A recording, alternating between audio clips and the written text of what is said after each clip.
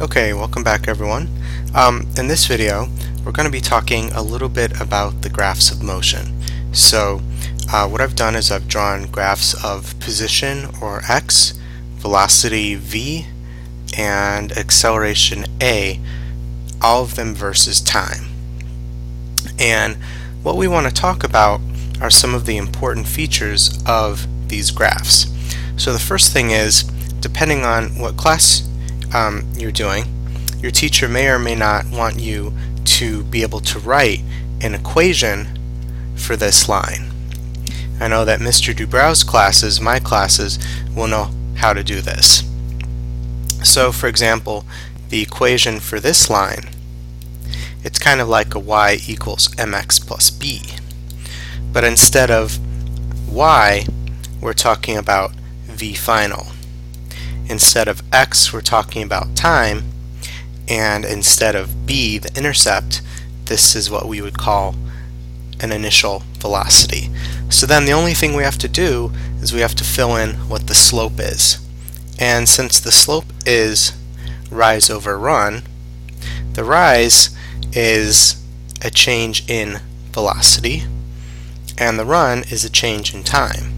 So the slope of this, delta v over delta t, is acceleration. So acceleration is the slope of this line. And so one thing that we can do is we can automatically get one of our equations of motion. V final is equal to acceleration times time plus v initial. So that's one thing that we can do. The other thing that's important to talk about with velocity is that this is an average acceleration, and if you had a stranger looking velocity graph, maybe it was velocity versus time, and we're not going to be doing much of this, but if the velocity was changing like this, then the acceleration would be the slope at any point. So the slope right here would look kind of like this, the slope right here would look kind of like that, and this looks like an object that starts out with a large acceleration but then slows down.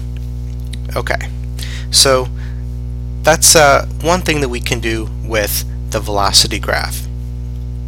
So the question becomes, what would this look like if we took something an object whose velocity was increasing like this, and we put it onto the distance graph?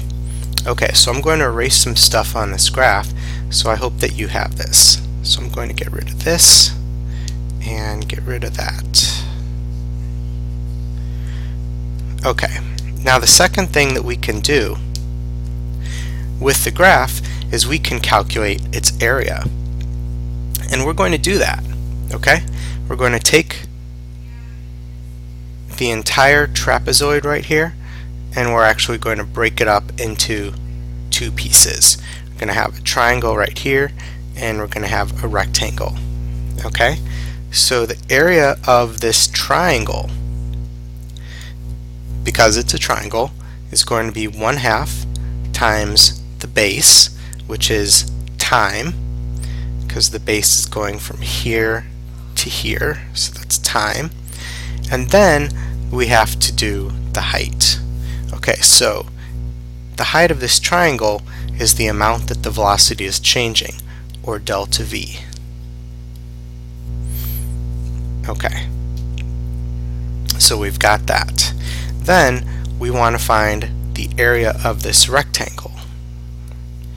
And the area of the rectangle is the height of it, v initial, times the base, which is again the time.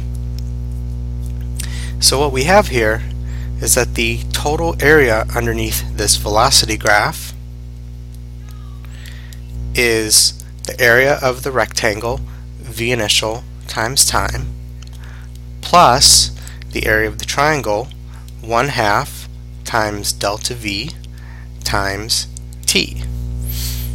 Okay, now there's one more thing that we need to do. You might remember a moment ago that delta v is v final minus v initial. And if we look at our equation for the line that we just came up with, we can subtract v V initial from each side, we can get V final minus V initial, or delta V, is equal to acceleration times time. So that means that delta V is equal to acceleration times time, and now the area of this graph is V initial times time plus 1/2 times acceleration times time times time. Okay, and if you've been studying your equations of motion very carefully, you'll recognize this. I'm going to actually move the page up a little bit.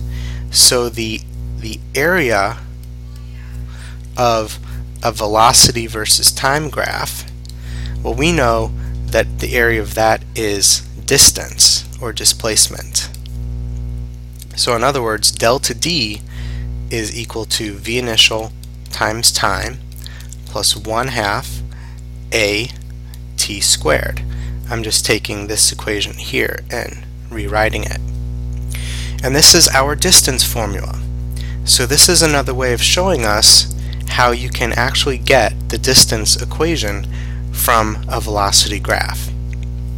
So to answer our original question, if we have an object whose velocity is increasing as a function of time, its position graph, I guess I could probably call this delta x in this case, would look like a parabola. Okay? And that parabola would have this equation, V initial times time plus 1/2 at squared. Okay, and so I think that we'll talk a little bit more about this in a following video, but this is a good introduction to some of the things that we can do with graphs.